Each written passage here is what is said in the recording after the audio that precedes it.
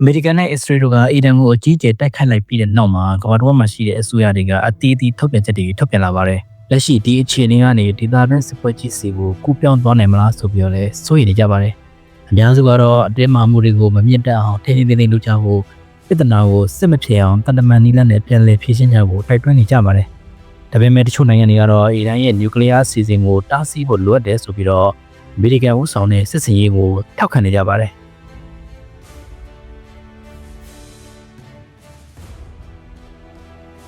သူတို့ရဲ့အမြင်အရဒီလုံဆောင်ချက်ကဒေတာရန်လုံခြုံရေးအတွက်လိုအပ်တဲ့ခြေလှမ်းတစ်ခုလို့ပြောနေကြပါတယ်။ဒေါ်နယ်ထရန့်ကလည်းဒီစစ်စင်ရေးဟာဆွေးနွေးပွဲတွေပြတ်သွားပြီးတဲ့နောက်မှာအီရန်ရဲ့နျူကလ িয়ার စီမံကိန်းကိုဖျက်ဆီးဖို့ရည်ရွယ်တာဖြစ်တယ်လို့ပြောပါတယ်။အဲ့ဒါအပြင်အီရန်အတွင်းနိုင်ငံရေးအပြောင်းအလဲတွေဖြစ်လာနိုင်ဖို့လမ်းဖွင့်ပေးမဲ့လှုပ်ရှားမှုတစ်ခုလည်းဖြစ်တယ်လို့ဆိုပါတယ်။အီရန်ဘက်ကတော့ဒီတိုက်ခိုက်မှုတွေဟာနိုင်ငံတကာဥပဒေကိုချိုးဖောက်တာဖြစ်ပြီးတော့ကမ္ဘာ့ငြိမ်းချမ်းရေးကိုထိခိုက်စေတယ်လို့ပြောထားပါတယ်။အဲ့ဒါကြောင့် United Nations စီမှာအရေးယူဖို့တောင်းဆိုထားပါတယ်။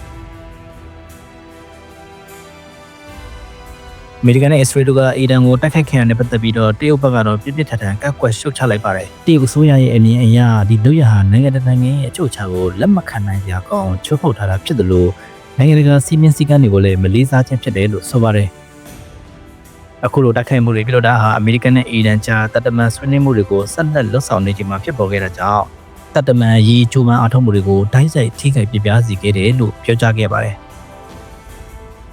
အဲ့ဒါအပြင်ဒီလောက်ရကဒေတာတွင်းတက်မှမှုတွေကိုပုံမမြင့်တက်စီပြီးတော့အခြေအနေကိုပုံမရှုပ်ထွေးစေနိုင်ကြောင်းကိုလည်းတရုတ်ဘက်ကအလေးအနက်ပြောသွားပါတယ်။ဥရောပဘက်ကတော့ဒီအရေးအပေါ်သတိထားပြီးတော့တုံ့ပြန်နေကြပါတယ်။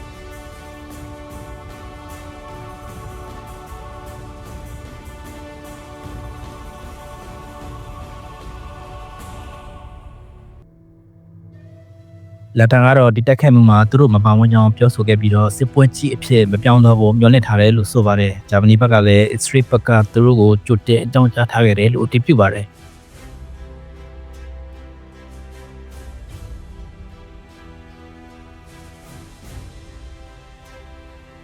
ပြင်သစ်သမ္မတကတော့ဒီတက်ခတ်မှုတွေကိုချက်ချင်းရပ်ဖို့တိုက်တွန်းလိုက်ပြီးတော့အီရန်ကိုလည်းနျူကလ িয়ার ဆိုင်ရာဆွေးနွေးပွဲတွေပြန်ဝင်လာဖို့ခေါ်ဆိုထားပါတယ်။ EU ဘက်ကအရာရှိတွေကလည်းအခြေအနေတွေပုံမဆိုးရမသွားခင်ကမ္ဘာလုံးဆိုင်ရာနျူကလ িয়ার ထိန်းချုပ်ရေးကြိုးပမ်းမှုတွေထိခိုက်သွားနိုင်တယ်လို့သတိပေးနေကြပါတယ်။တစ်ဖက်မှာတော့ဩစတြေးလျနဲ့ကနေဒါတို့ကဝါရှင်တန်ရဲ့လှုပ်ဆောင်ချက်တွေကိုထောက်ခံနေကြပါတယ်။သူတို့ရဲ့အမြင်အရအီရန်ဟာဒေသတွင်းမတည်ငြိမ်မှုတွေကိုဖြစ်စေခဲ့တာကြာမြင့်နေပြီဖြစ်ပြီးနျူကလ িয়ার လက်နက်မရရှိအောင်တားဆီးတာဟာ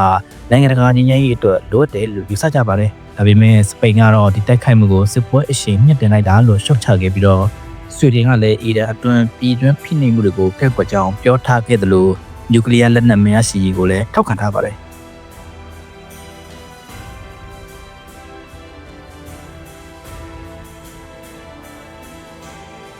အရှိလေဘိုက်ဒေတာတွေမှာလည်းအခြေအနေကိုစိုးရိမ်စွာနဲ့ရှုနေကြပါတယ်လက်ဘနွန်ခေါင်းဆောင်တွေကအယက်သားပြည်သူတွေကိုအဓိကထားကာကွယ်ဖို့တိုက်တွန်းထားပြီးတော့ဒီစကားဟာအီရန်ကြောထောက်နောက်ခံပြုထားတဲ့Hezbollah အဖွဲ့စစ်ပွဲတွေကိုဝင်ပါမလာအောင်တတိပေးသလိုဖြစ်တယ်လို့လေ့လာသူတွေကယူဆကြပါတယ်။ဆော်ဒီအာရေဗျဘက်ကတော့အီရတ်ဘက်ကပင်လယ်ကွေ့ဒေသနိုင်ငံတွေကိုပြန်လည်လက်တုပ်ပြန်တိုက်ခိုက်ခဲ့မှုကိုအချုပ်အခြာနာချိုးဖောက်မှုအဖြစ်ပြင်းထန်ရှုတ်ချလိုက်ပါတယ်။ဒေတာတွင်းတည်ငြိမ်ရေးကိုထိခိုက်စေမဲ့လုပ်ရက်တွေကိုမပြုလုပ်ကြဖို့လည်းတိုက်တွန်းထားပါတယ်။တစ်ဖက်မှာတော့ဂျာနီနိုင်ငံတွေဖြစ်တဲ့ဆွစ်ဇာလန်၊မလေးရှား၊အင်ဒိုနီးရှားတို့က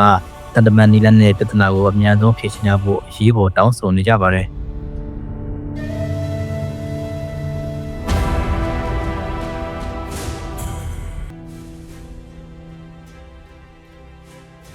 အင်ဒိုနီးရှားသမ္မတကတော့လိုအပ်လာလို့ရှိရင်ကိုယ်တိုင်အီရန်ကိုတွားရောက်ပြီးတော့ဂျောင်းဝင်စစ်ပေးဖို့အထိကန့်လန့်ထားကြောင်းသိရပါတယ်။အီရန်နဲ့ပတ်သက်ပြီးတော့ဖြစ်ပေါ်နေတဲ့အခြေအနေတွေကနိုင်ငံတကာရဲ့တုံ့ပြန်မှုတွေကတနိုင်ငံနဲ့တနိုင်ငံမတူညီပဲကွဲပြားနေပါတယ်။အများစုကတော့စစ်ပွဲကြီးတစ်ခုအဖြစ်ပြောင်းလဲမသွားဖို့စိုးရိမ်နေကြပြီးတော့တမန်ဆွေးနွေးပွဲတွေကိုပြန်လည်ဆက်တင်ဖို့နဲ့အတင်းမာမှုတွေကိုရှော့ချဖို့တောင်းဆိုနေကြပါတယ်။ဒါပေမဲ့တစ်ဖက်မှာလည်းအီရန်ရဲ့နျူကလ িয়ার ကြီးမှတ်ချက်ကိုတားဆီးဖို့လိုအပ်တယ်ဆိုပြီးတော့